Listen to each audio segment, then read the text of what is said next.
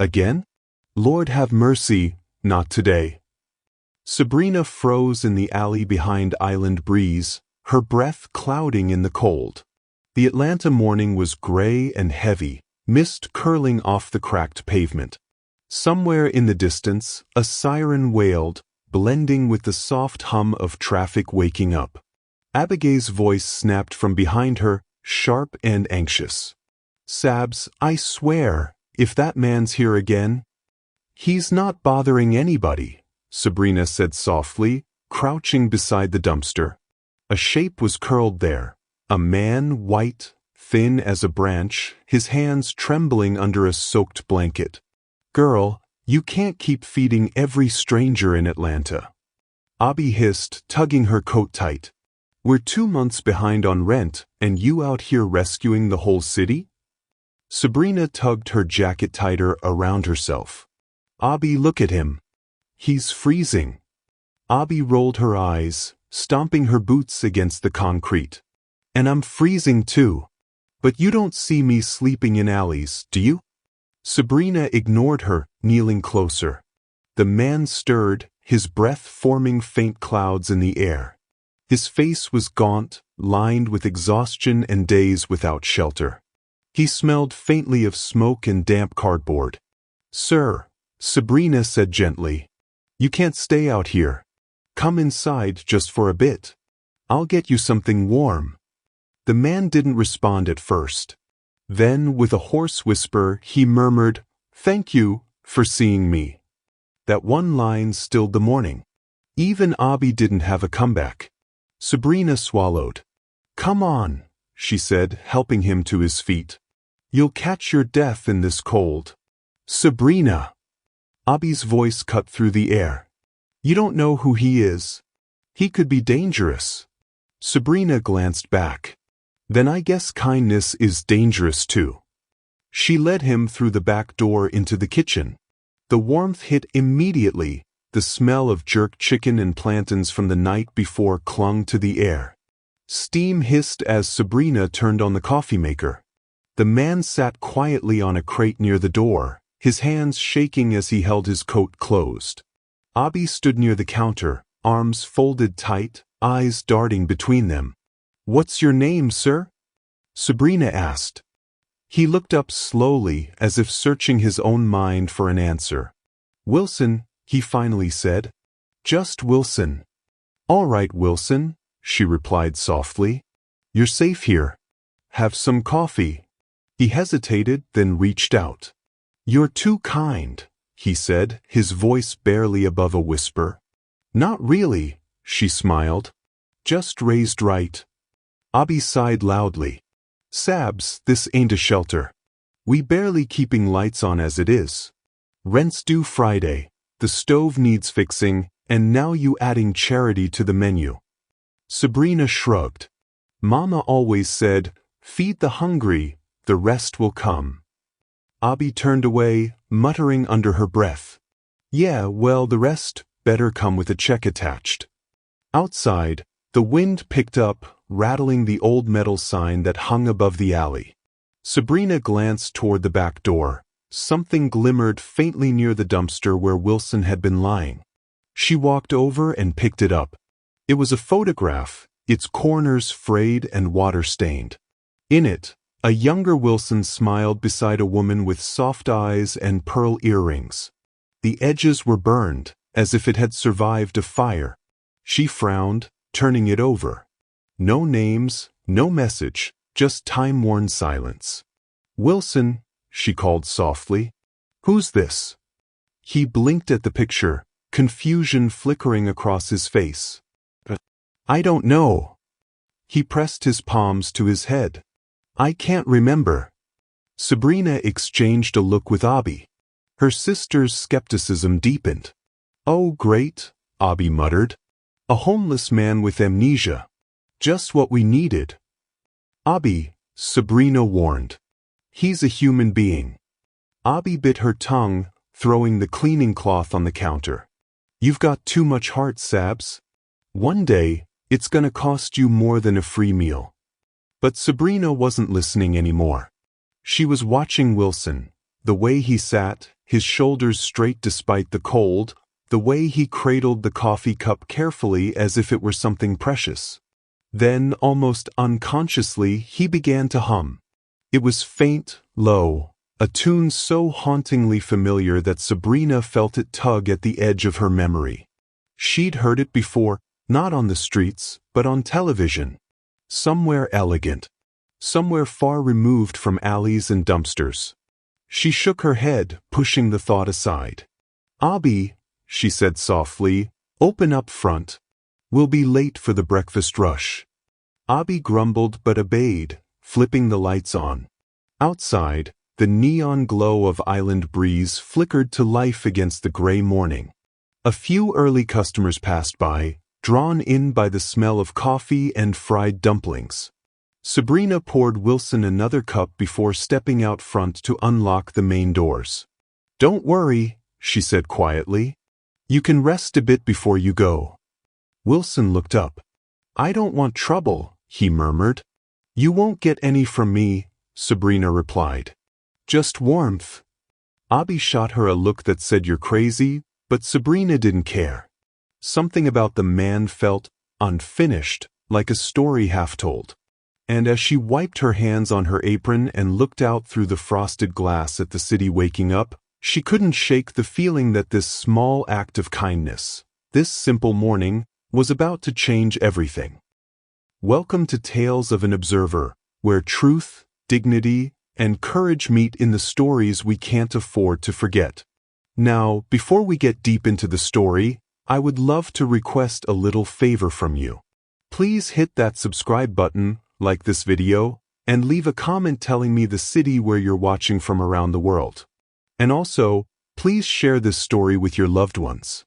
Now, let's get back into the story and see what unfolds. As the morning crowd filtered in and the sound of laughter filled Island Breeze, Sabrina couldn't stop glancing toward the back door. Wilson sat quietly in the corner, sipping his coffee as if afraid to exist too loudly. Abby worked the register with her usual edge, but Sabrina's mind was elsewhere, on the photograph, the song, and the faint sadness behind Wilson's eyes.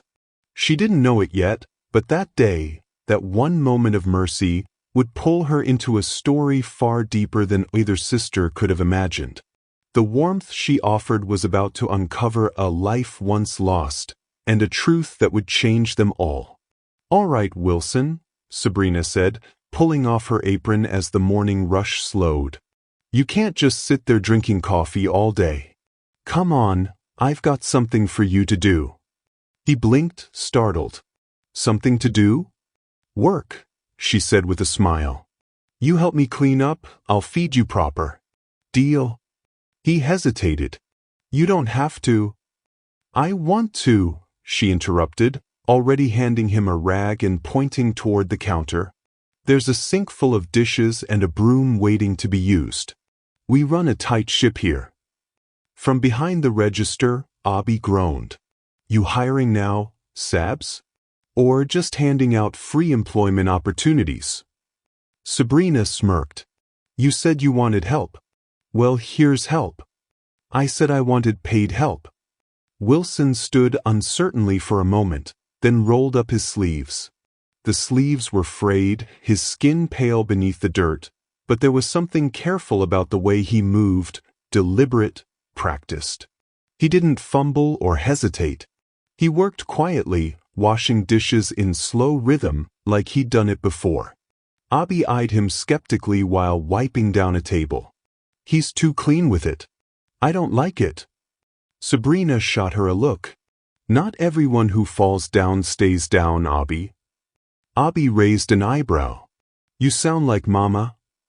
"Good," Sabrina said softly. "That means I'm learning."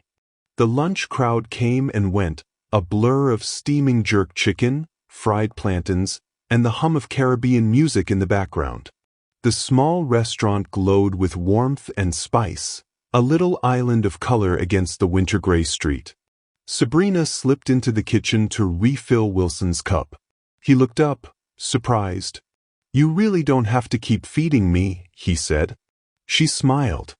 "Mama used to say, 'Feed the hungry, The rest will come.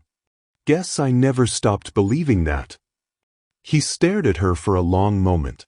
Your mama sounds like a good woman. The best, Sabrina said quietly, glancing at the photo of a smiling woman hanging above the kitchen doorway. She built this place from nothing. Worked herself sick for it. I'm just trying to keep her dream alive. Wilson nodded, eyes soft. You're doing more than that. You're keeping her spirit alive. She looked at him, surprised by his choice of words. There was a calm wisdom in his tone that didn't match his tattered clothes. Thank you, she said. You talk like you've lost something too. He stared into his coffee. Yeah, he murmured. Something broke inside me. After the crash. Sabrina frowned. Crash. He blinked as if he'd said too much. I don't remember. I just know I woke up on the street one day and nothing made sense anymore. The word crash echoed in Sabrina's mind like a pebble dropped into still water. She wanted to ask more, but before she could, Abby's voice rang out from the dining area. Sabs. We got company. 2 men in dark jackets stood by the counter, clipboards in hand. Sabrina's heart sank. Health inspectors, Abby whispered. Perfect timing. Sabrina wiped her hands quickly and forced a smile. Morning, gentlemen. How can we help you today? Routine inspection, one of them said briskly. Shouldn't take long. Abby leaned in and whispered, You better pray they don't walk into the kitchen and see him. Wilson froze, clutching a towel. Should I? Sabrina shook her head quickly. No, it's fine. Just stay calm. For the next 30 minutes, the inspectors moved through the restaurant, checking thermometers, peering into corners, scribbling notes. Wilson kept his head down, pretending to mop the floor. One inspector raised an eyebrow. He works here? Sabrina smiled nervously. Just helping out. Volunteer work. Abby forced a laugh. Yeah, we're real community-minded. The inspector gave a curt nod and returned to his notes. When they finally left, both sisters exhaled in relief. See, Sabrina said. No problem. No problem, Abby snapped. We could have been shut down, Sabs. You keep bringing strays in here and one day... Wilson interrupted quietly, I can leave if I'm causing trouble. Sabrina shook her head. You're not causing trouble. You're helping. Abby muttered under her breath. That's what you said about the last guy who borrowed $50 and never came back. Sabrina ignored her and turned to Wilson.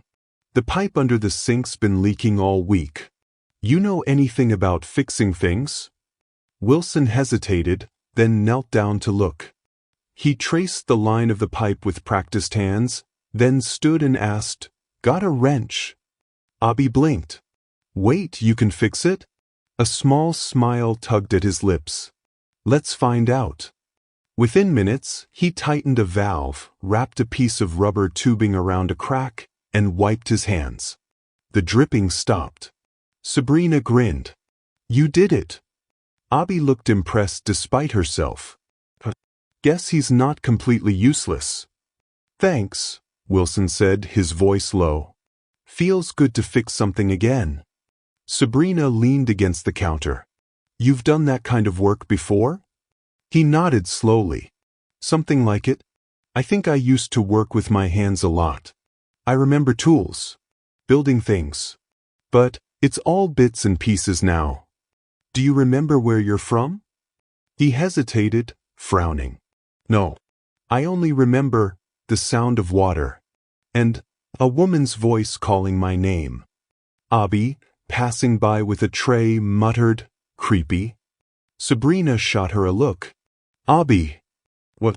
I'm just saying. Don't. Abby sighed and disappeared into the kitchen. Sabrina turned back to Wilson. It's okay, she said softly. Sometimes the past takes its time coming back. He smiled faintly. Maybe. Or maybe it's better forgotten. Maybe, she said. But everyone deserves a second chance. He studied her for a moment. You really believe that? She nodded. With all my heart. As the afternoon sun slipped through the front windows, the restaurant quieted. The clatter of dishes faded into the soft rhythm of reggae on the radio. Sabrina sat at the counter, balancing the register books, her brow furrowed. Abby emerged from the back, arms crossed. We need to talk, Sabs. Sabrina looked up. About what? Our bills, Abby said.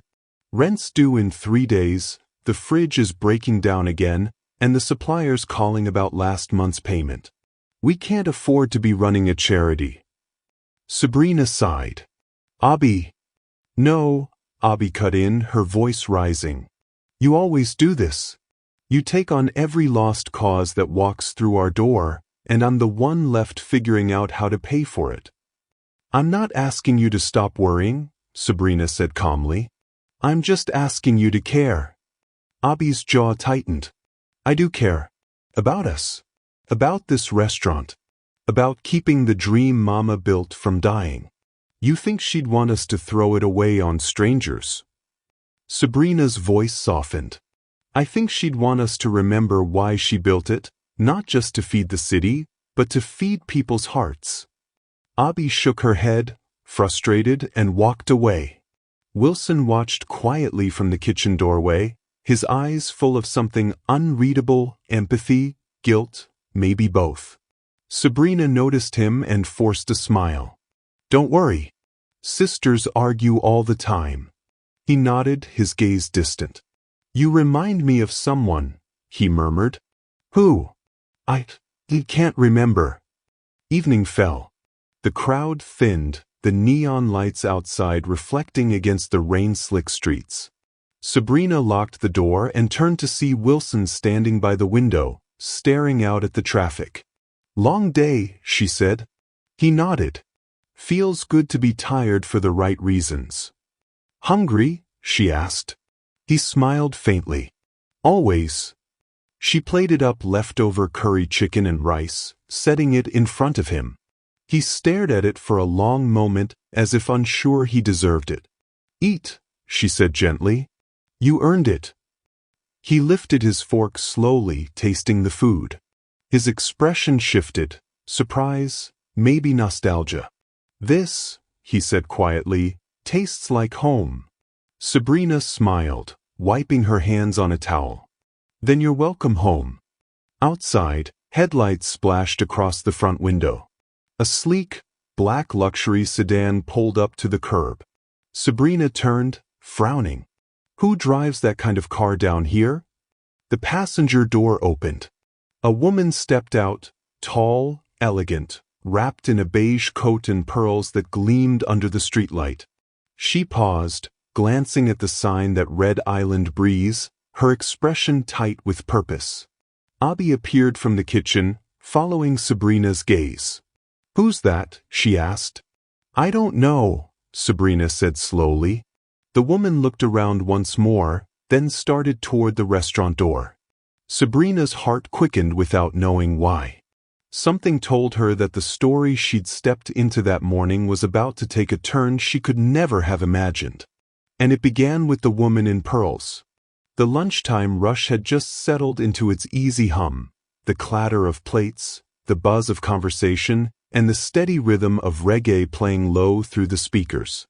Outside, the Atlanta sun fought through the thin veil of gray clouds, spilling streaks of light through Island Breeze's front windows. Sabrina wiped down the counter, her sleeves rolled high, her mind half on the cash register and half on the man she'd helped that morning. Wilson had eaten quietly and then insisted on sweeping the floor again, even though Sabrina told him he didn't need to. His quiet presence in the corner was oddly comforting, like background music she hadn't realized she'd missed. Abby leaned against the doorway, sipping a soda. You think he's gonna keep showing up here? Sabrina glanced over at Wilson. Maybe. Everyone needs somewhere to belong. Abby smirked. Well, he picked the wrong spot. Belonging here comes with bills. Sabrina didn't answer.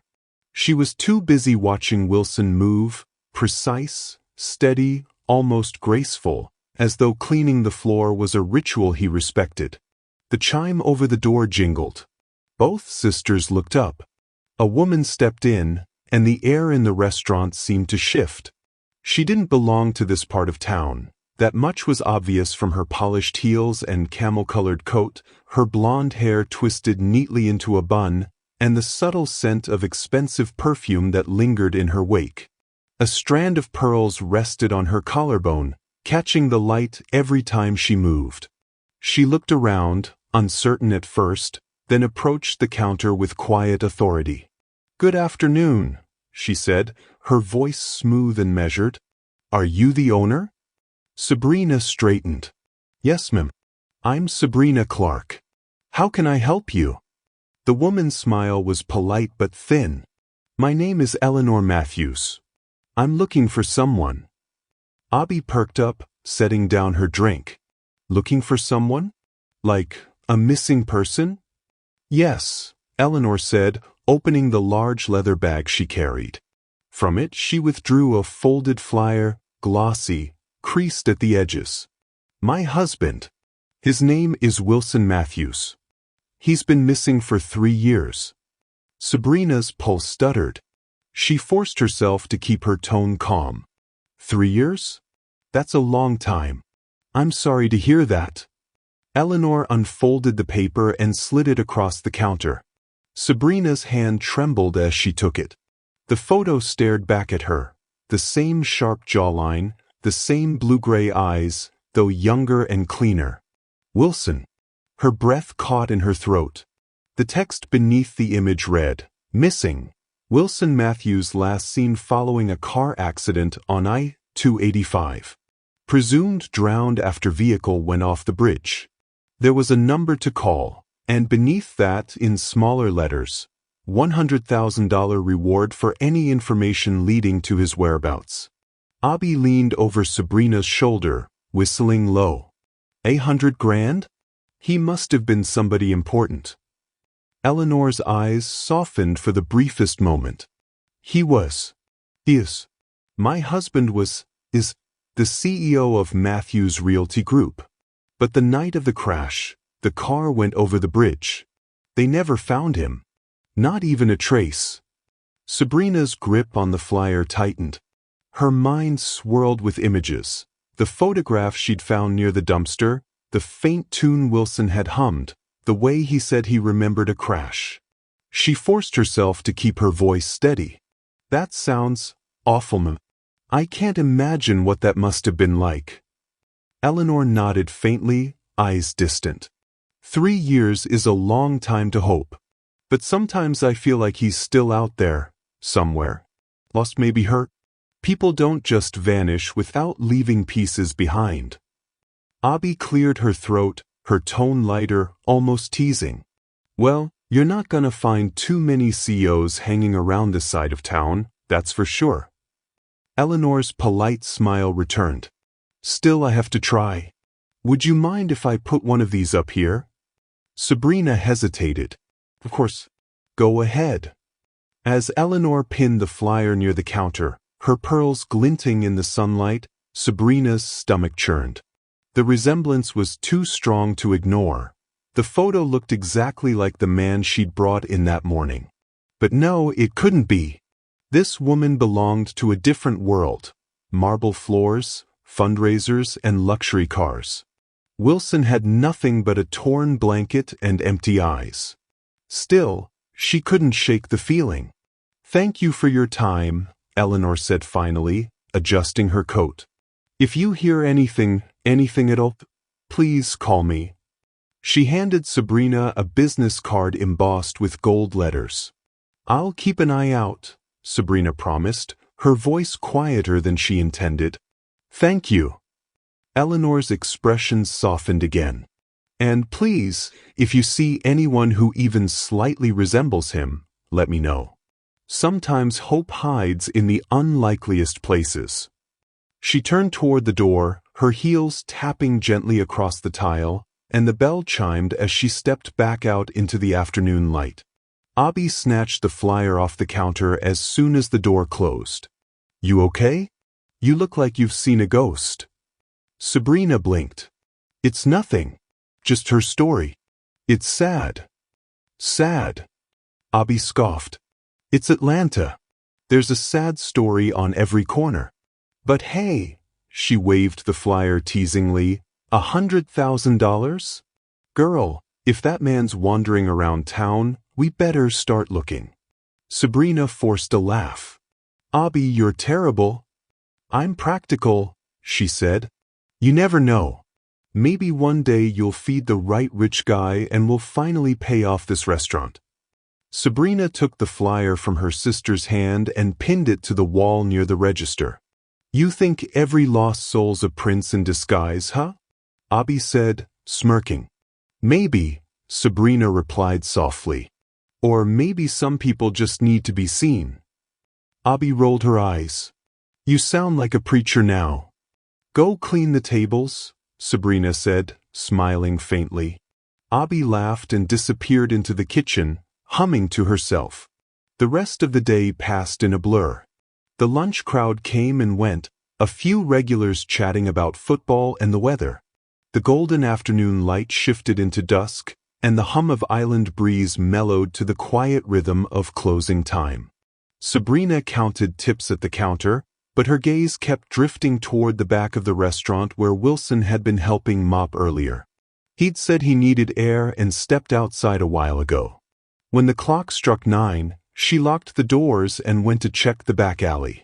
He was there, sitting on an overturned crate, the faint glow of a street lamp haloing his outline. His shoulders hunched against the cold. You didn't have to come back, he said without looking up. Didn't I? She said, wrapping her scarf tighter. You cleaned half my kitchen today. Least I can do is check you're all right. He smiled faintly, eyes fixed on the street. You ever get the feeling that some part of your life got erased? She leaned against the wall beside him. Yeah. I lost my mom 2 years ago. Some mornings I still expect her to call. He nodded slowly. I think I lost someone too. A woman. She had this soft laugh. I can almost hear it sometimes.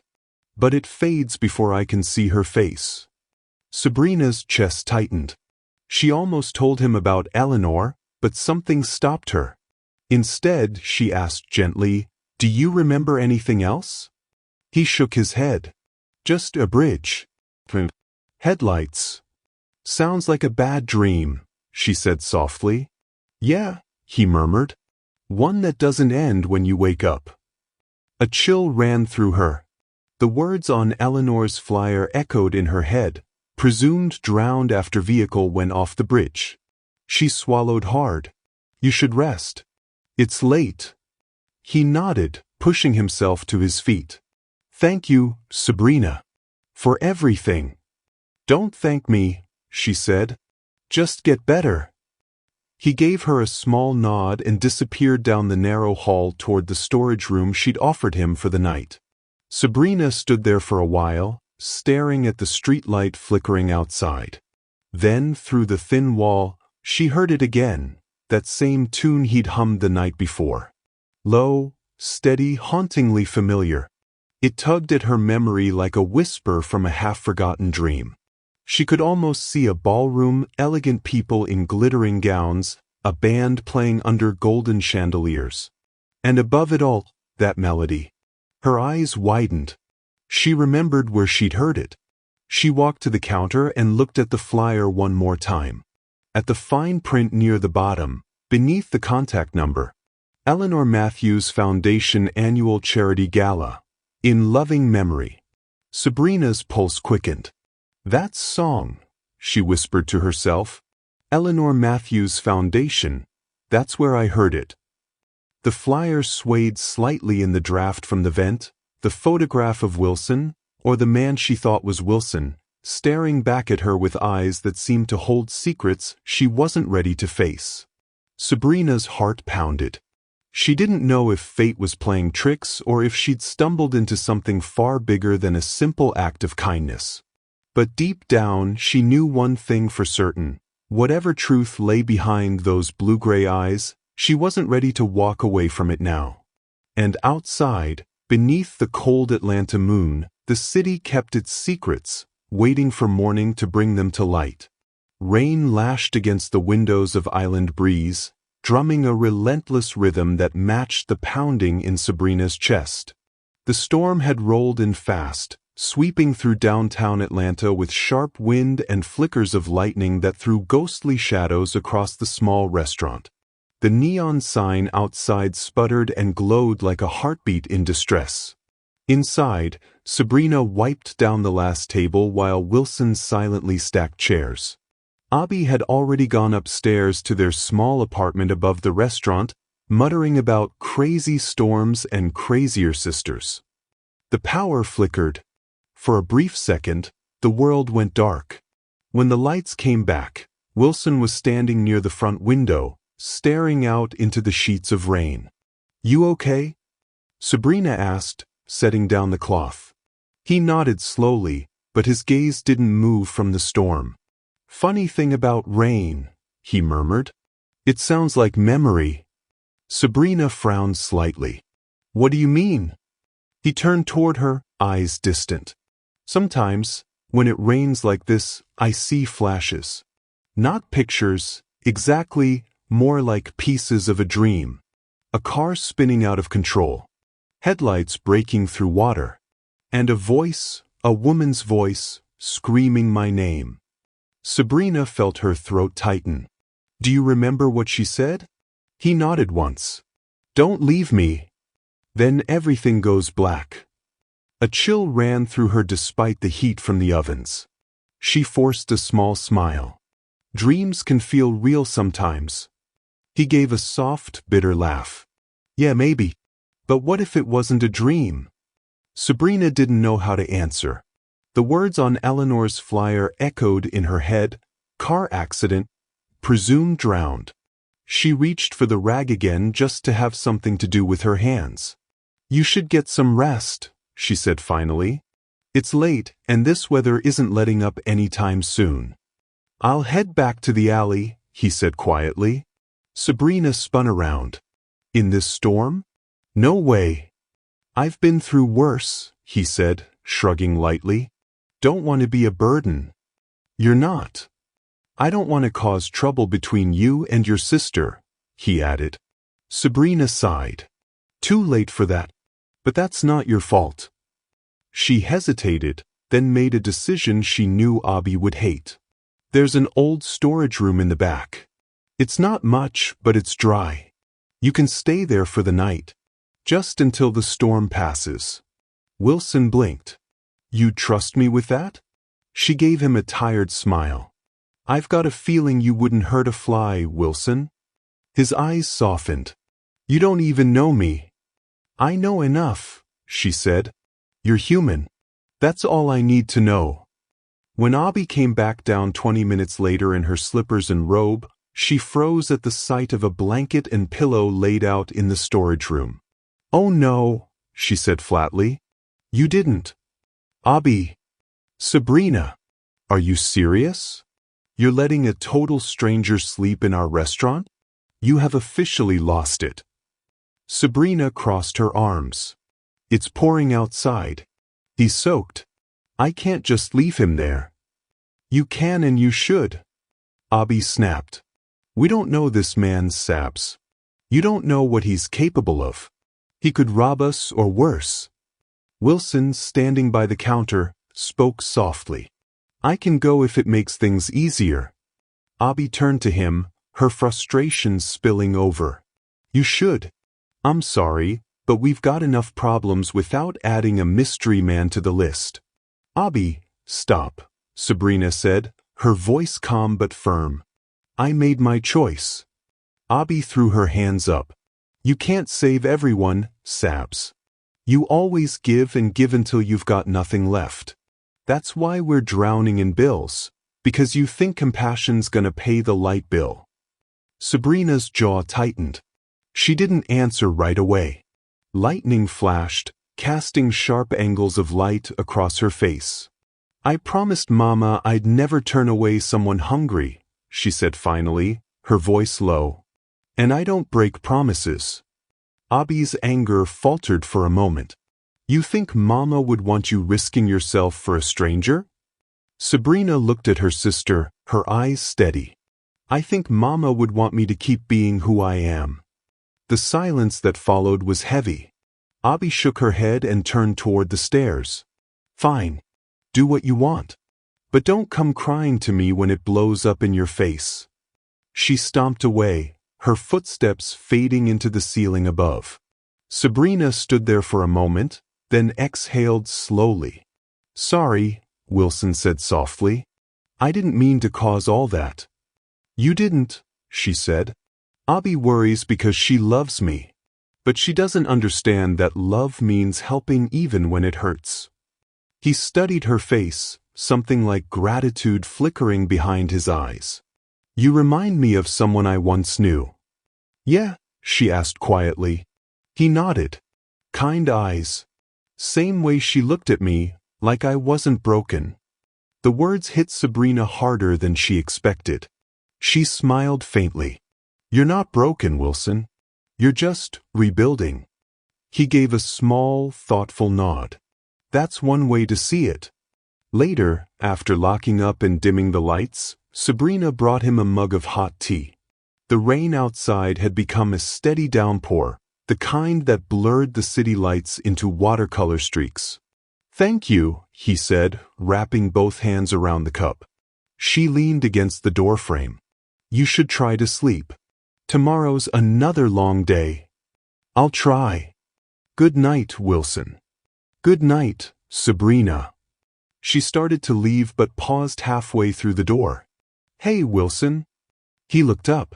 Those dreams you have, the woman's voice. Do you ever remember her name? He frowned slightly, thinking. No, just her face. Or maybe the way she felt. Like home. Sabrina nodded slowly. You'll remember when you're ready. He smiled weakly. Maybe. Upstairs, the apartment lights were dim. Abby was already in bed, her back turned. Sabrina sat on the couch, staring at the rain sliding down the window pane. Her thoughts churned like the storm outside. Every memory Wilson had mentioned fit too neatly with Eleanor Matthews's story. The crash, the water, the missing husband presumed drowned. She whispered the name again, Eleanor Matthews. Sabrina rose and crossed the small apartment to her desk. The flyer Eleanor had left sat tucked beneath a stack of unpaid bills. She pulled it out and smoothed the wrinkles with her hand. The photograph stared back at her. Wilson, smiling beside the same woman he'd probably dreamed of, the woman with pearls and warm eyes. Sabrina's pulse quickened. She looked closer. The jawline, the shape of the nose, the curve of his mouth, it was him. Maybe thinner now, older, haunted. But undeniably him. She felt a chill that had nothing to do with the storm. Oh my God, she whispered. Wilson Matthews. Downstairs, lightning illuminated the small storage room for a heartbeat. Wilson stirred in his sleep, mumbling softly. His face twisted, his hands gripping the blanket as if fighting off something unseen. Don't leave me, he whispered in his dream, the words barely audible beneath the rain. Thunder rolled, shaking the walls. Sabrina stood at the top of the stairs, the flyer still in her hand, staring down at the faint glow from the kitchen below. Her mind raced with questions. What had really happened that night on the bridge? Why had he survived when everyone thought he'd died? And why had fate led him here, to her doorstep of all places? The lights flickered again, and a bolt of lightning lit the restaurant in stark white for one long, suspended moment. Wilson lay there, his face peaceful now, the storm's reflection glinting across the window. Sabrina tightened her grip on the flyer. Whatever your story is, she whispered, I'm going to find out. Another flash of lightning answered her, followed by a deep rumble that shook the ceiling. She turned off the light, letting the storm's muted glow fill the room. For a long time, She stood there, watching the man who'd walked out of nowhere and into her life, watching as he slept like someone trying to remember how to dream. And as thunder rolled over the city, Sabrina felt a quiet certainty stir in her heart. The truth wasn't lost. It was waiting for her to uncover it. The city was quiet that night, too quiet for Atlanta. The rain from the previous storm had passed, leaving the air heavy with dampness and the faint scent of wet asphalt. Inside Island Breeze, the soft hum of the refrigerator was the only sound left after a long day's work. Sabrina wiped down the counter one last time, her motions slow and tired. The clock above the register read 11:48 p.m. Abby yawned as she counted the night's earnings. "Not bad for a Thursday," she muttered, tapping at the calculator. "We might actually make rent this month." Sabrina smiled faintly. "Told you things were turning around." "Yeah, maybe," Abby said, though her voice lacked conviction. "You're not planning to stay late again, are you?" "I just want to make sure Wilson's okay before I head up." Abby groaned. "That man's been here a week, Sabs. He's probably sleeping like a baby in that storage room of yours." Sabrina ignored the jab, stacking a few chairs onto tables. "He's been helping a lot lately. Fixed that leaky pipe, cleaned the kitchen twice. Yeah, Mr. Fix-It can stay as long as he keeps his distance from my bedroom." Sabrina chuckled softly. "You know, for someone who doesn't like him, you sure talk about him a lot." Abby shot her a glare. "Don't start." The sound of laughter faded as the clock struck midnight. Abby gathered her things and headed upstairs while Sabrina turned off the lights one by one, leaving only the dim bulb over the counter glowing. She was halfway to the door when she heard it, a noise. A metallic clink, then a muffled bang. Sabrina froze.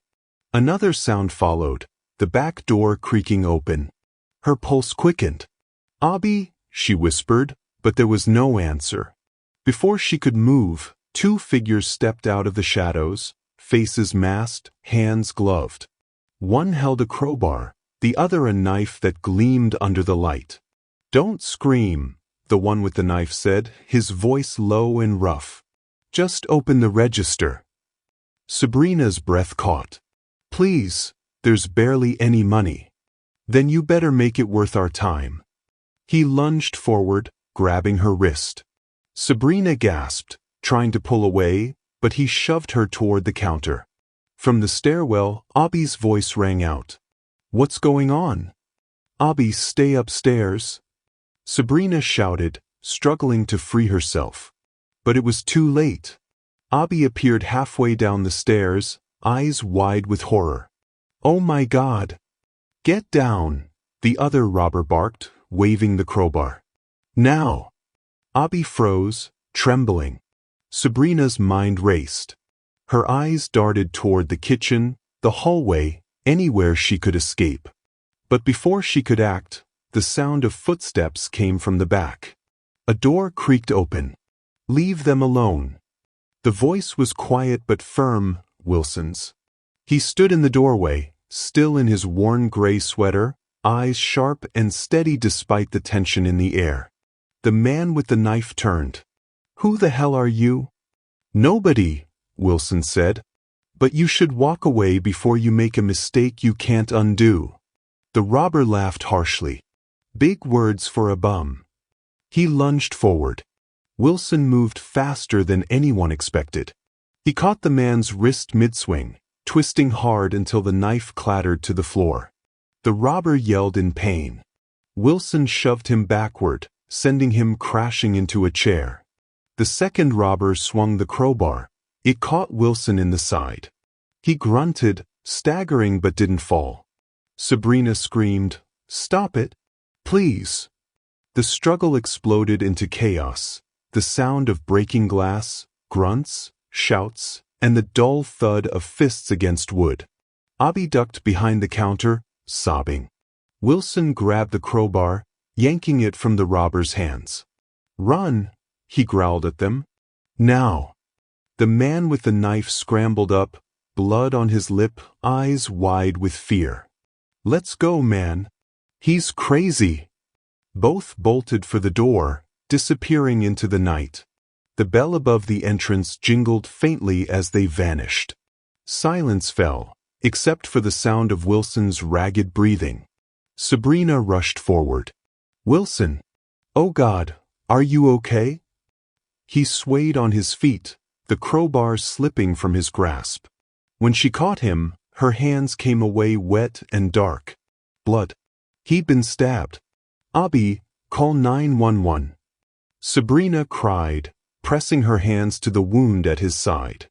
Abby fumbled for her phone, voice shaking as she gave their address to the operator.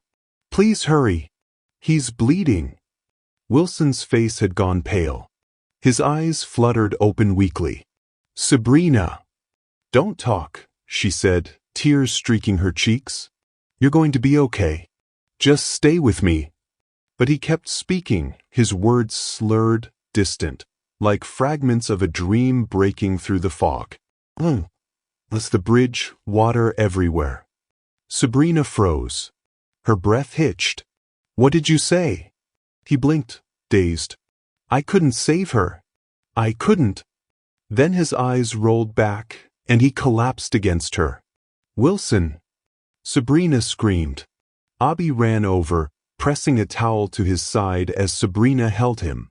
The blood seeped fast, darkening the fabric. "Come on," Sabrina whispered. "Don't you dare leave us." Sirens wailed in the distance. The flashing red and blue lights soon reflected off the wet street outside. Paramedics burst through the door, voices sharp and efficient. "Step back, ma'am. We've got him." They lifted Wilson onto a stretcher. His hand twitched once, reaching weakly toward Sabrina's. "I'm here," she whispered, clutching it for a moment before they carried him out. The ambulance doors slammed shut, and within seconds, the sound of sirens faded down the street. Abby turned to her sister, pale and shaken. "Sabs, he saved us." Sabrina nodded numbly, staring at the blood smeared across her hands. "Yeah," she whispered. "He did." She sank into a chair, the restaurant around her a mess of overturned tables, broken glass, and the faint smell of metal and fear. For a long time, neither sister spoke. Finally, Abby whispered, "What was he saying before he passed out?" "Eleanor?" "The bridge." Sabrina's eyes darted to the counter. There, beneath a pile of napkins, was the wrinkled flyer, the one with Eleanor Matthews's face and the photo of Wilson beside her. She stared at it, heart pounding. "Abby," she said quietly, picking it up, "I think I know who he really is." Abby frowned. "What do you mean?" Sabrina didn't answer. Her hands shook as she reached for the restaurant's old landline. She read the number printed on the flyer. $100,000 reward for information leading to the whereabouts of Wilson Matthews. Her finger hovered over the buttons for a moment before she took a deep breath and dialed. The phone rang once, twice. Then a woman's voice answered, elegant and trembling with hope. "Hello? This is Eleanor Matthews."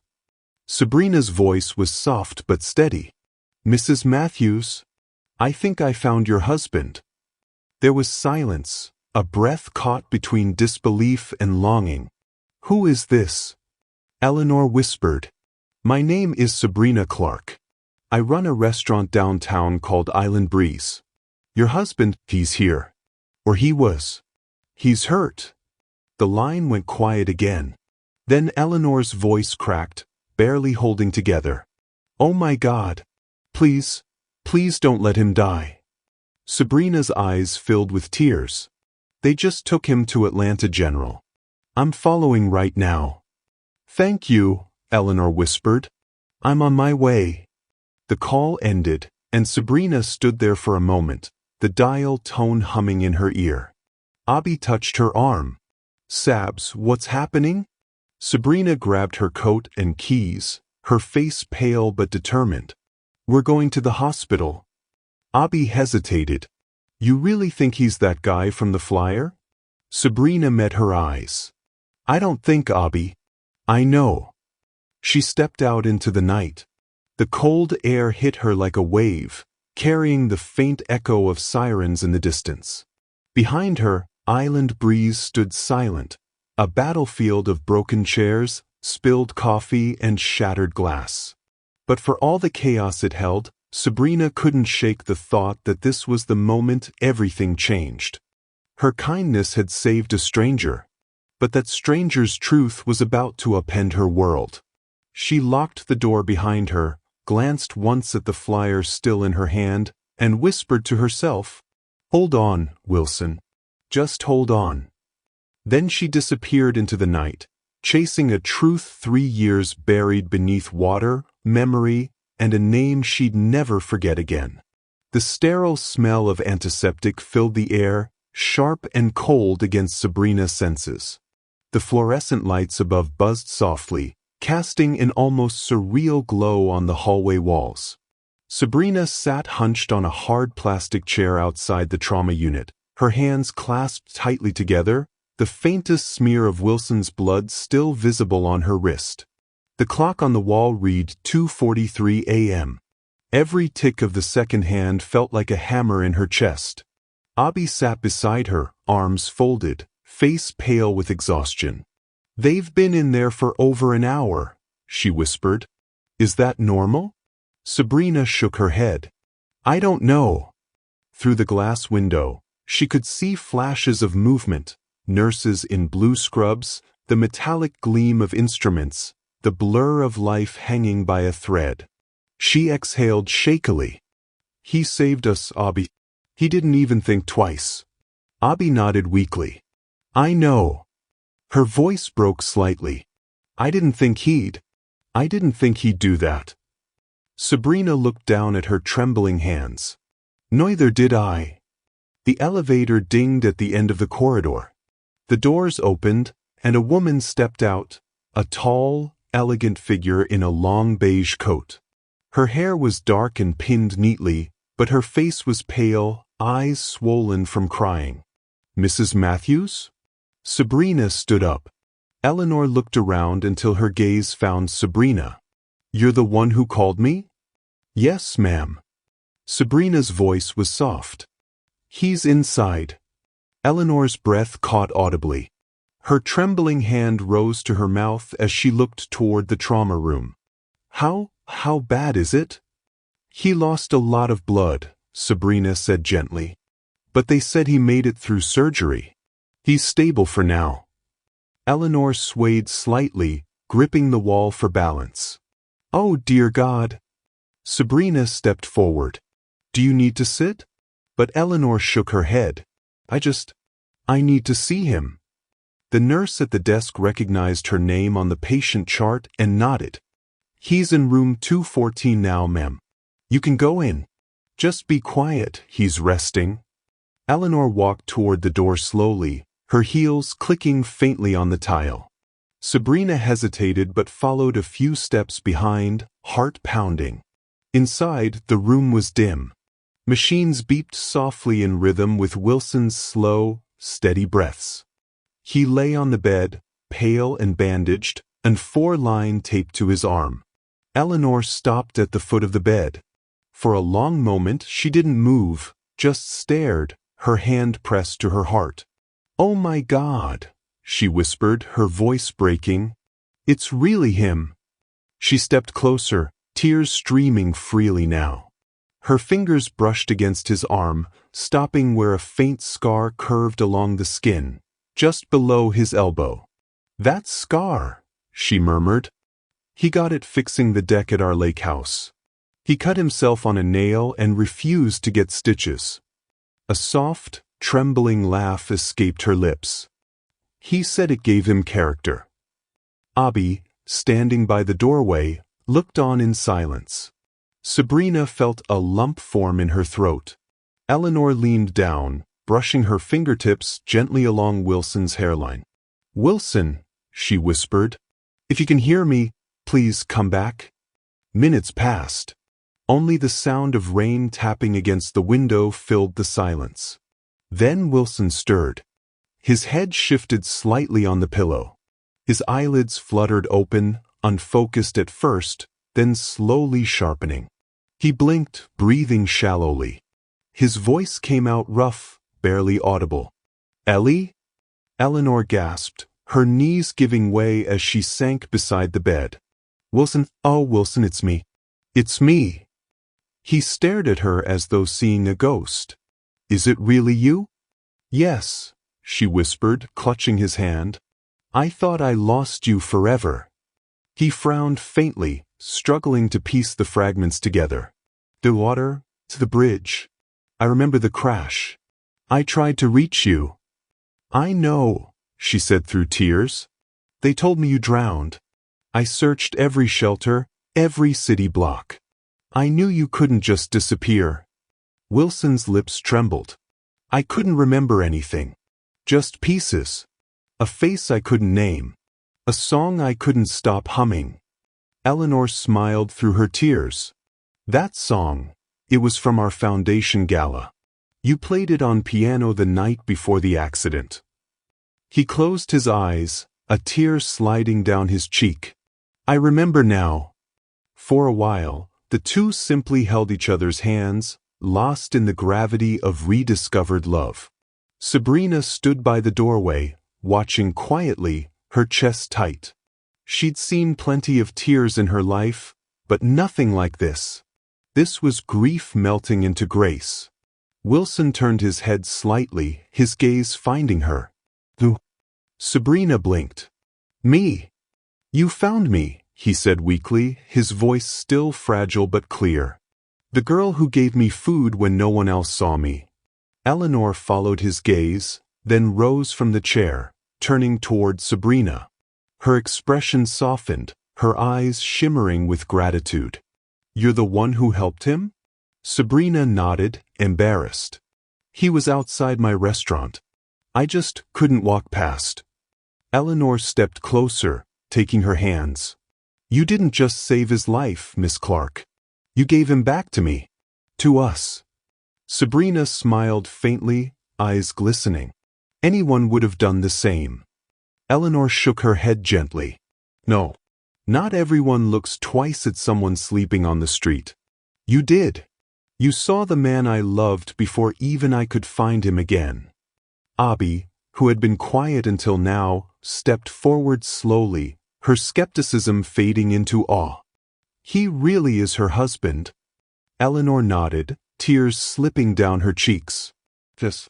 My Wilson." Abby exhaled a shaky laugh. "Sabs, I take back every word I said about you losing your mind." Sabrina smiled through her tears. "It's okay, Abby. I didn't believe it either at first." The nurse entered briefly, adjusting the floor and whispering something about keeping visits short. Eleanor nodded, brushing Wilson's forehead gently. "I'll let him rest," she said softly, turning to Sabrina. "Thank you again. I don't know how to ever repay you." "You already have," Sabrina replied. "You came." Eleanor hugged her, tight, warm, motherly. "You're a good woman, Sabrina Clark. Don't ever stop being that." When she pulled away, Sabrina noticed Abby wiping her eyes discreetly. "Don't look at me like that," Abby muttered. "Hospitals make me emotional." Wilson smiled faintly from the bed, his eyes fluttering shut again. "It's okay," he murmured. "I'm home now." Eleanor took his hand once more, whispering a prayer under her breath. Sabrina stepped quietly out of the room, letting them have their moment. The hallway outside was hushed, the kind of silence that carried peace instead of fear. She walked to the end of the corridor and pressed her palm to the cold glass window. The night sky was changing. Soft flakes of snow had begun to fall, swirling in the glow of the streetlights. For a long time, she stood there, watching the world outside blur into white. Abby joined her, slipping a hand into hers. "You did it, Sabs," she said softly. "You really did." Sabrina's eyes stayed fixed on the snow. I didn't do anything special. I just listened to my heart.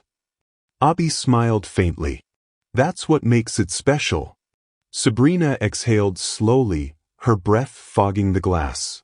Somewhere deep inside, she heard her mother's voice, warm and calm, like Sunday mornings in Jamaica. Feed the hungry, Sabrina. The rest will come. She closed her eyes, letting a tear fall. Yeah, Mama, she whispered. I did something right. The snow kept falling, soft and steady, blanketing the city that had once felt so hard. Inside room 214, a man rediscovered his past, a woman reclaimed her lost love, and a small act of kindness had rewritten all their fates. And downstairs, beyond the quiet hospital halls, the first hint of dawn began to rise over Atlanta, gentle, golden, and full of promise. 2 weeks had passed since that night at the hospital, but Island Breeze had never been the same. The world seemed to have found their little Caribbean restaurant. It started with a local news story, Atlanta woman saves missing real estate mogul, then spread like wildfire. Cameras had lined the sidewalk for days, and curious strangers filled the dining room, eager to see the place where the miracle happened. Now, every table was full. Every seat taken. Every moment loud with chatter and clinking dishes. Sabrina should have been happy. But the noise grated at her nerves. She moved between tables with practiced grace, her apron dotted with flour and curry stains, smiling when people pointed or whispered, "That's her, the one who found him." Behind the counter, Abby was counting the register with her usual precision, though the frown on her face never left. You'd think being packed every day would make me happy, she muttered, but somehow it just makes me tired. Sabrina chuckled softly. We prayed for customers, Abby. Don't tell me you're complaining now. Abby shot her a look. I'm not complaining about customers. I'm complaining about reporters. You know how many tax forms we're gonna have to fill now that we're on TV? They'll start thinking we're running a franchise. Sabrina laughed under her breath, but she could see what Abby meant. The attention hadn't all been good. They'd had to close early 3 nights in a row when crowds got too overwhelming. And though money was finally coming in, the peace that once made Island Breeze feel like home had disappeared. Just give it time, Sabrina said, setting down a tray. Things you'll settle soon. Abby folded her arms. You said that last week. But the way it's going, we'll be needing a PR manager before long. Before Sabrina could respond, the bell above the door jingled. The air shifted. Every conversation in the restaurant seemed to hush a little as an elegant woman stepped inside, her heels clicking softly on the tiled floor. Eleanor, Sabrina said, surprise and warmth blooming across her face. Eleanor Matthews smiled faintly, removing her sunglasses. Hello, Sabrina. May I? Of course, Sabrina said, leading her to a small booth in the corner. Abby glanced over, muttering, Great. Now the queen herself is here. Sabrina shot her a warning glance. Eleanor looked around, taking in the lively chatter, the smell of jerk chicken and plantains filling the air. You've built quite a place here, she said softly. It feels alive. Thank you, Sabrina replied. My mother started it years ago. We're just trying to keep her dream going. Eleanor nodded, her eyes kind. I can see why Wilson felt safe here. There's warmth in every corner. They sat in silence for a moment before Eleanor reached into her purse and placed an envelope on the table. What's this? Sabrina asked cautiously. Eleanor's voice was gentle but firm. It's what you deserve. My family owes you more than words can express. Sabrina hesitated, looking at the envelope. I didn't do it for a reward. I know, Eleanor said, smiling sadly. That's exactly why you deserve it. Sabrina sighed. You already repaid me, Eleanor. You found him. Eleanor reached across the table. Please, Sabrina. You've been through so much. I don't want your kindness to leave you struggling." But Sabrina shook her head, sliding the envelope back toward her. "It's not about money. I did what anyone with a conscience should have done." Eleanor studied her for a moment, then slowly nodded. "You remind me of someone I used to be." She smiled, a trace of sadness in her eyes. Strong, stubborn, and guided by heart. Sabrina laughed softly. "That's what my sister calls reckless." Eleanor's eyes softened. "It's what kept my husband alive. Don't lose that." She stood, tucking the envelope away, and embraced Sabrina gently. "If you ever need anything at all, call me." "I will," Sabrina said, though they both knew she wouldn't. As Eleanor left, flashes from outside cameras lit up the front windows. People whispered and pointed again. Abby stomped over, waving a damp towel. "Tell me you didn't just turn down what I think you did." Sabrina rubbed her temples. "Abby, don't thubby me. That woman's worth millions, Sabs. She probably just offered you a blank check and you said no." Sabrina sighed, keeping her voice calm. "It wasn't about money." Abby threw the towel on the counter. "Everything's about money when the rent's 2 months behind. You think love and kindness are gonna pay Georgia Power?" Sabrina's patience thinned. "We're not starving anymore, Abby. We're doing better than we've ever been. Why can't that be enough for you?" "Because I'm tired of scraping by." Abby's voice cracked, the frustration she'd held in for weeks spilling out. "You think I like being the one doing the books, worrying if we can afford new plates or fix the oven? You get to be the saint, the woman who helped a lost man and saved his life. I get to be the nagging sister counting pennies in the back room." Sabrina froze. "Abby, that's not fair." Abby's voice softened but trembled. "No, what's not fair is that you get to believe in miracles. I just believe in bills." The restaurant buzzed around them. Laughter, music, the sound of frying oil. But for a moment, the sisters stood in a bubble of silence, staring at each other. Sabrina finally spoke, her voice low. "I didn't ask for any of this attention, Abby. I just wanted to help someone." Abby crossed her arms tightly. "And I just want to keep the lights on." Sabrina looked away, eyes glistening. "You're right. I can't fix everything.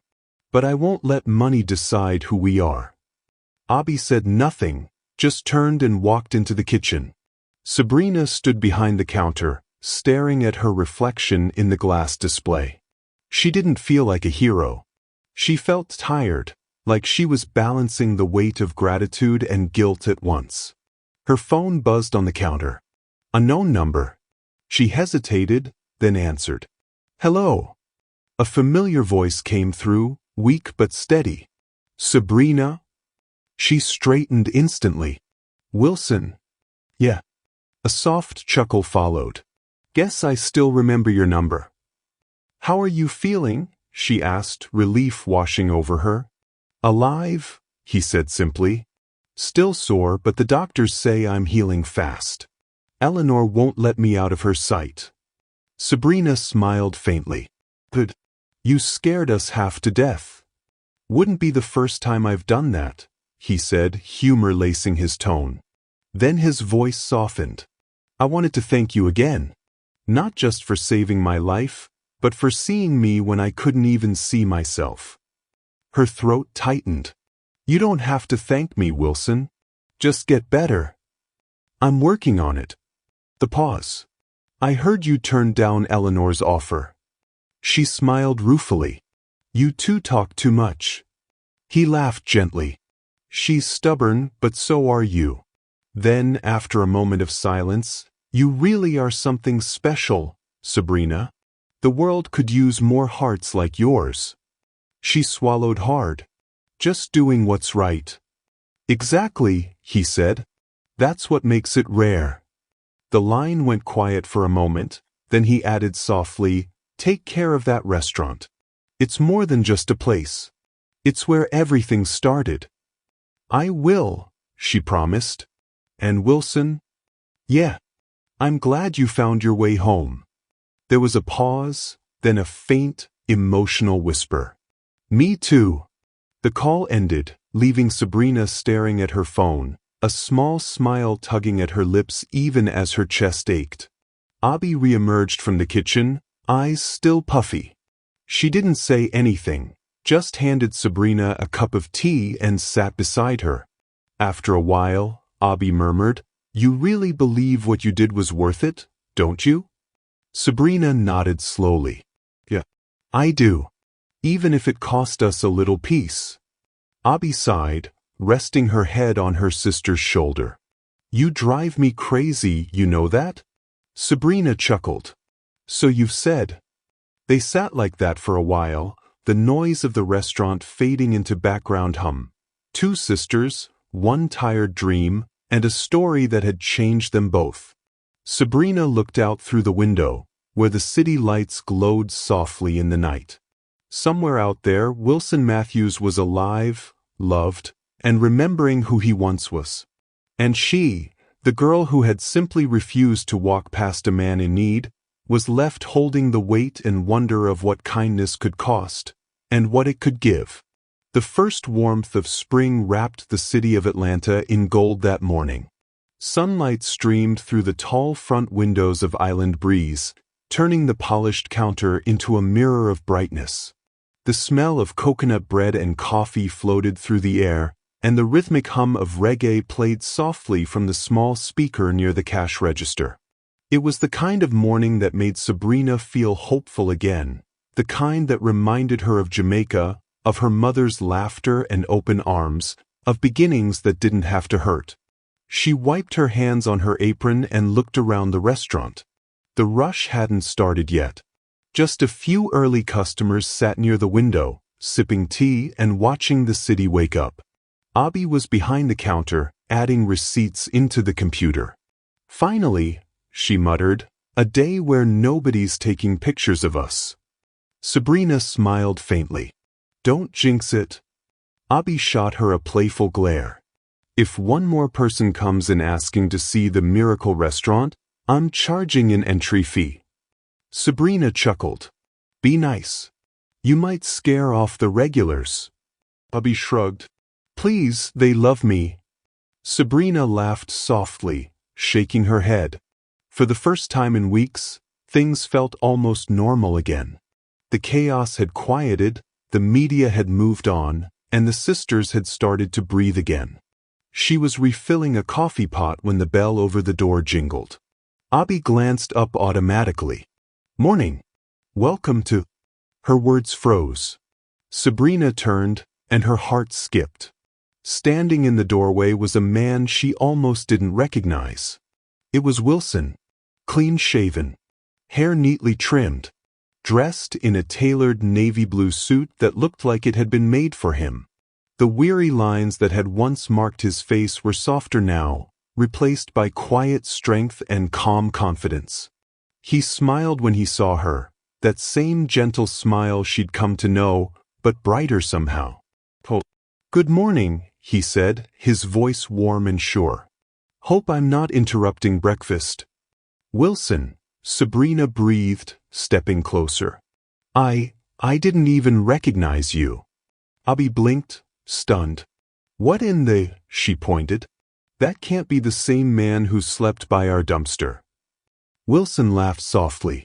I assure you it's me. Just a little more presentable now. Sabrina grinned, emotion welling in her chest. You look incredible. How are you feeling? Better than I deserve, he said. And it's all thanks to you. He reached into his coat pocket and pulled out a sealed envelope, holding it out to her. Sabrina frowned. What's this? A gift, Wilson said. You gave me back my life. Let me help you build yours. Sabrina's eyes widened, and she immediately shook her head. Wilson, no. You already... Please, he interrupted softly. Just open it. Abby leaned over her shoulder, curiosity flashing in her eyes. If that's what I think it is, and you say no again, I swear. Sabrina shot her a look but carefully opened the envelope. Inside was a folded check. Her breath caught when she saw the number written in elegant blue ink. $250,000. She nearly dropped it. Wilson, no, this is too much. He smiled gently. Not enough, actually.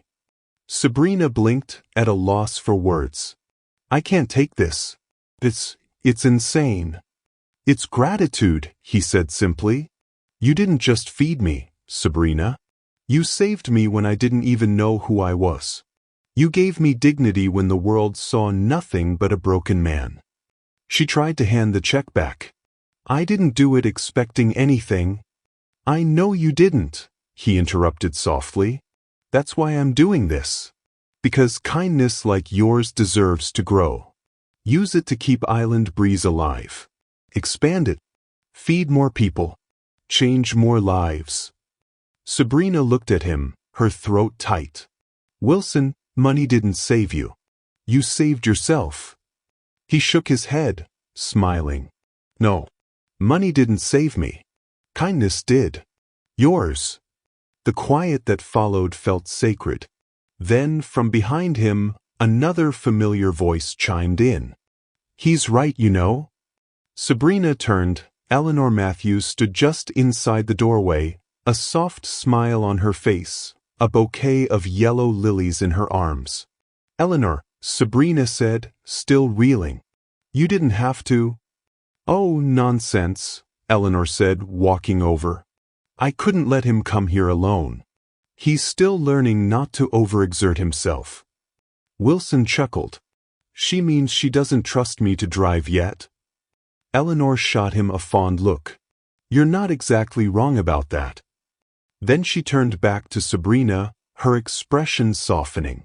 You gave me back my husband, Sabrina. You restored our family. I'll never stop being grateful for that. Sabrina smiled through the tears beginning to form. I'm just glad he found his way home. Eleanor set the lilies on the counter and hugged her tightly. And now it's our turn to help you find yours. Take the chick, dear. Let it lift you the way you lifted us. Abby, standing nearby with her arms folded, finally spoke up. Sabs, if you don't take that check, I'm moving out. They all laughed, the tension breaking. Sabrina sighed, shaking her head. You're all impossible. Wilson placed a gentle hand on her shoulder. No, we're just thankful. For a moment, the world seemed to still, sunlight pooling through the windows, the smell of spice and sugar in the air, the laughter of strangers echoing softly from outside. Sabrina looked at the check again, not as money, but as possibility. Not as payment, but as promise. Finally, she smiled. All right, but on one condition. Wilson raised an eyebrow. Name it. We use some of this to feed people who can't afford to eat. Every Sunday, free meals for whoever needs one. That's how it all started, and that's how it should continue. Wilson's face broke into a wide grin. Now that's the Sabrina I know. Eleanor nodded approvingly. You have your mother's spirit. I can tell. At that, Sabrina's eyes shimmered. Thank you. Abby leaned against the counter, smirking. Well, look at that. My sister, the philanthropist. Guess I better start practicing my speech for the ribbon cutting at Island Breeze too. Sabrina laughed. Don't get ahead of yourself. Too late, Abby teased. I'm already designing the new menu. They all burst out laughing. The heaviness that had hung over the restaurant for months lifted like morning mist. Sabrina went to the kitchen and returned with steaming platters, jerk chicken glazed with pineapple, plantain chips, and a fresh batch of festival bread. Eat, she said, setting the food down. No business talk until plates are empty. Wilson grinned. Now that's a rule I can live with. They gathered around the table, passing food, sharing stories, and laughing until their cheeks hurt. The restaurant filled with the sound of joy, the kind that came from surviving storms and still choosing to give. When Wilson raised his glass of ginger beer, he looked at Sabrina with quiet admiration. "To second chances," he said. Eleanor lifted hers too. "And to the woman who reminds us what compassion really looks like." Abby clinked her glass with theirs. "To my crazy big sister, who's always right even when it drives me nuts." Sabrina chuckled, holding up her own glass. "To kindness, the kind that costs nothing but changes everything." They drank, laughter ringing through the restaurant. Outside, the spring sunlight glimmered off the Island Breeze sign, brighter than ever. Inside, warmth and gratitude filled every corner, as if the walls themselves were alive with memory. For Sabrina, it wasn't just a restaurant anymore. It was a living promise, proof that one act of love could ripple through countless lives.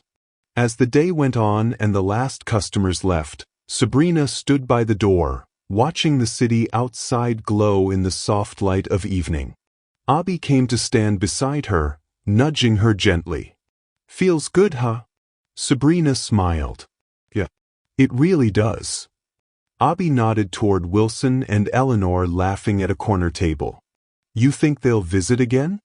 "Probably," Sabrina said with a grin. "But next time, they're paying customers." Abby laughed. "Fair enough." They stood there for a while, side by side, watching the world move, not with struggle this time, but with peace. And as the scent of jerk spices drifted through the air and reggae music played softly in the background, Sabrina whispered to herself, almost like a prayer. "Mama, look what your little restaurant did."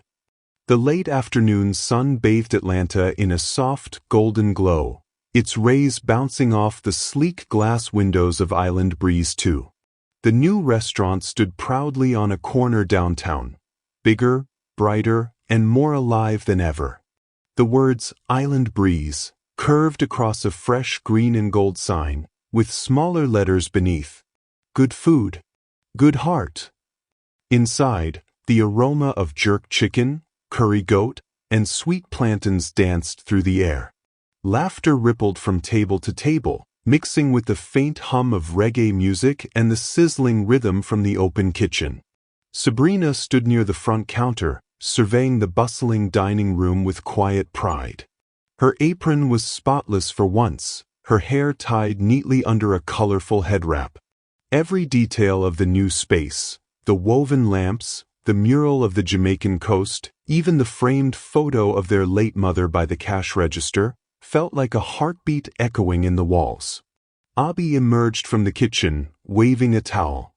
"Sabrina, if you don't tell these people we're closing early for the Sunday dinner, we're gonna be feeding them till midnight." Sabrina laughed. "You say that every week." "Yeah, and every week it's true," Abby said, wiping her brow. "Lord, I've never chopped so much cabbage in my life." "Be thankful. It means we're doing something right." Abby grinned. "Oh, we're doing a lot right. But my hands might never forgive me." She looked around, taking in the crowd with a mix of awe and disbelief. "You realize, right? 2 years ago, we were fighting to keep the lights on. Now look at this place." Sabrina nodded slowly, her gaze soft. "Yeah, look at it." At the far end of the room, a few volunteers were setting up long tables draped with white cloth. The scent of coconut rice and brown stew filled the air. Every Sunday afternoon, after the regular lunch rush, Island Breeze 2 transformed into something else, a haven, a home. By 6 o'clock, the line had already started forming outside, people wrapped in worn jackets, clutching backpacks, faces etched with fatigue but eyes glowing with anticipation. Sabrina walked to the door and stepped outside. The spring breeze carried hints of rain, but the air was soft and forgiving. "Evening, everybody," she called. "You know the deal, one plate at a time, plenty to go around." The crowd chuckled. Some greeted her by name, others just smiled. Inside, Abby and the volunteers worked like a well-oiled machine, dishing out generous servings of food. The sound of reggae drifted through the open doors as people filed in, laughing and talking like family. As the line began to shorten, Sabrina noticed a man standing a few feet away from the others, watching but not moving forward. His clothes were tattered, his shoes worn thin. He had a wiry frame and eyes that flickered between hope and hesitation. Sabrina walked over, the same instinct that had guided her months ago tugging gently at her heart. "Hey there," she said softly. "You waiting to eat?" He looked startled, as if unused to being addressed kindly. "I didn't want to cause trouble. I saw the line. Didn't know if—" Sabrina cut him off with a gentle smile. "You're not causing trouble. Come on inside. Everyone deserves a warm meal." The man blinked, emotion flashing across his face. "You sure?" "Absolutely." She motioned toward the door. "And make sure you get the plantains. They're the best part." He chuckled softly, following her inside. Abby noticed and raised an eyebrow. "Déjà vu, huh?" she said quietly, handing the man a plate. Sabrina smiled, watching him sit at one of the long tables. "Feels familiar." Abby leaned on the counter, folding her arms. "You really haven't changed, have you?" Sabrina shrugged lightly. "Maybe the world doesn't need us to change, it just needs us to care." Abby stared at her for a beat, then smiled. "You and that heart of yours." Sabrina laughed. "What can I say? It runs in the family." Across the restaurant, Wilson sat quietly at a corner table, a baseball cap pulled low over his forehead. He looked healthier now, broad-shouldered, tanned from the sun, with a calm ease in his movements. Beside him sat Eleanor, her pearl earrings catching the light as she chatted warmly with one of the volunteers. They were regulars now, part of the Sunday tradition. Wilson never made speeches, never sought attention. But every week, a quiet transfer from his account kept the kitchen stocked and the ovens hot. He caught Sabrina's eye from across the room and smiled. She smiled back, a silent exchange of gratitude and friendship that needed no words. Eleanor approached, carrying 2 plates of food. "If you keep serving like this, you're going to need a 3rd location soon." Sabrina laughed. "Don't tempt Abby. She's already talking about one on the west side." Eleanor grinned. "I'll invest when you're ready." Abby overheard and nearly dropped her spoon. "Wait, hold up, did she say invest?" Everyone laughed. Sabrina shook her head. "Not yet, Abby. Let's get through tonight first." They spent the next few hours serving plates, refilling drinks, and trading smiles with people who had long since become familiar faces. The joy in the room was contagious, people singing softly along to the music, children giggling as they licked their fingers clean, the warmth of belonging filling the air. By the time the last dish was washed and the tables cleared, the sun had dipped below the skyline.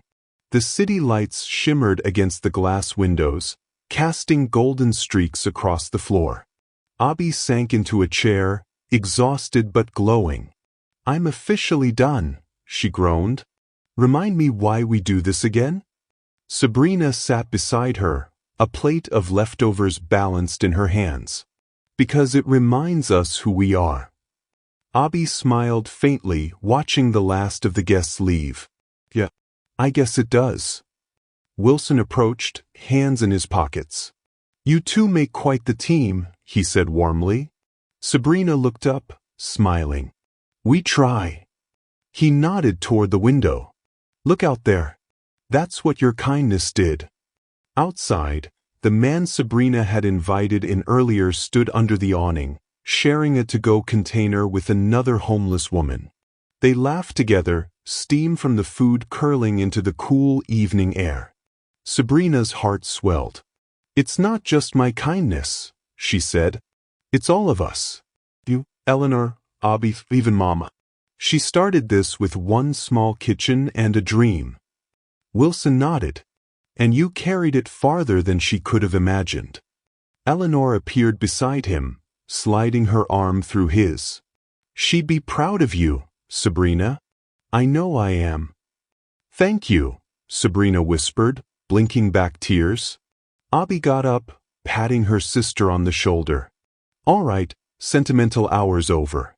Who's helping me pack up dessert before these folks come back for seconds?" Laughter rippled through the room again. They worked together for another few minutes, stacking trays and wiping counters. The hum of the city outside blended with the last notes of the reggae tune playing softly through the speakers. Finally, as they prepared to lock up, Sabrina stepped to the doorway and looked out one last time. The streets glowed in the soft amber of evening. A cool breeze brushed against her face, carrying with it the faint scent of jerk seasoning and roasted plantains.